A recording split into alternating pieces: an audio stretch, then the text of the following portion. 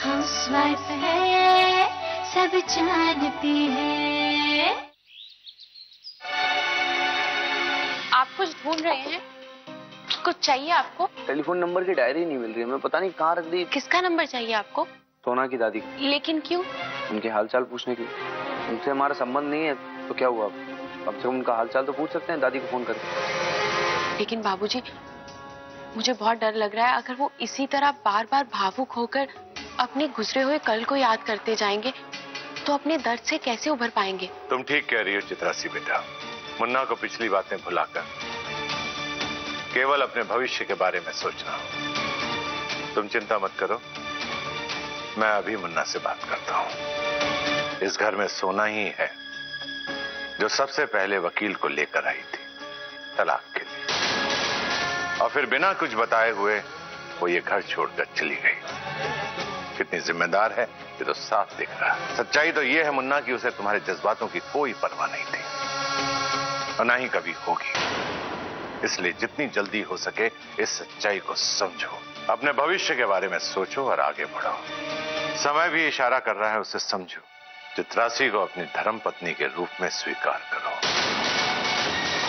बाबूजी, बुरा मत मानिएगा, लेकिन आप अभी ये बात क्यों?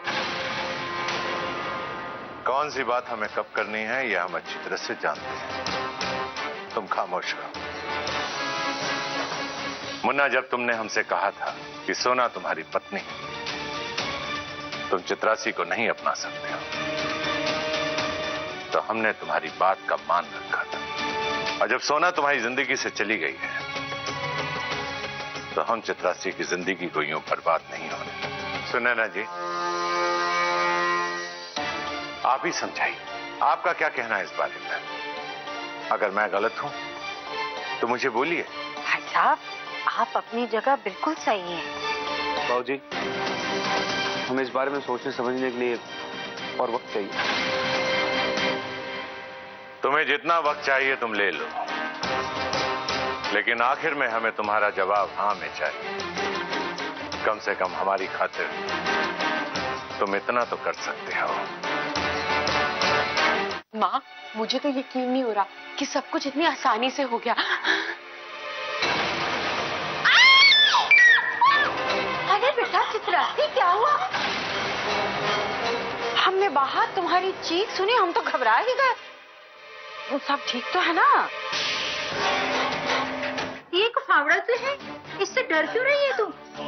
बेटा घबराओ मत, हम इस फावड़े को बाहर लेकर जाते हैं। हाँ, कुछ नहीं हुआ, डरो मत।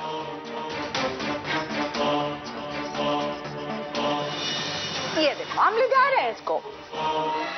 देखिए, इस पे खून मिला है। माँ जी, वो वापस आ गई। मुझे सोना वापस आ गई। तुम तो इतनी हिम्मत वाली लड़की हो, तुम ऐसे डरोगी तो कैसे चलेगा? हाँ, हम अभी आते हैं।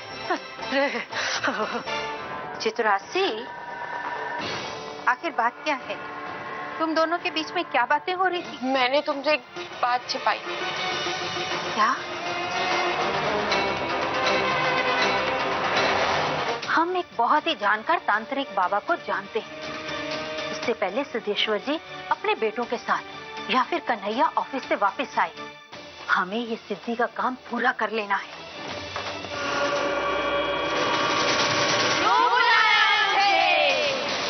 मार डालूंगी इसे।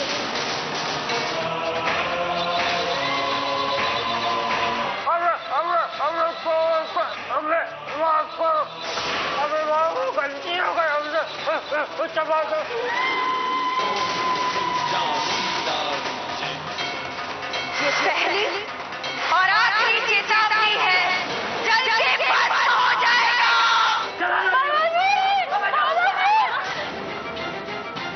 सुना बहू, तू तो मेरी बेटी जैसी है ना, मैंने तो कोई गलती भी नहीं की। मुझे माफ कर दो, भगवान के लिए मुझे माफ कर दो। एक बार माफ कर दो। सुना,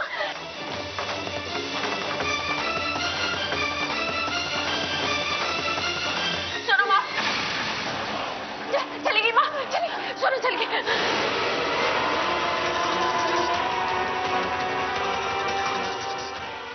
हाउसवाइफ है, सब जानती है।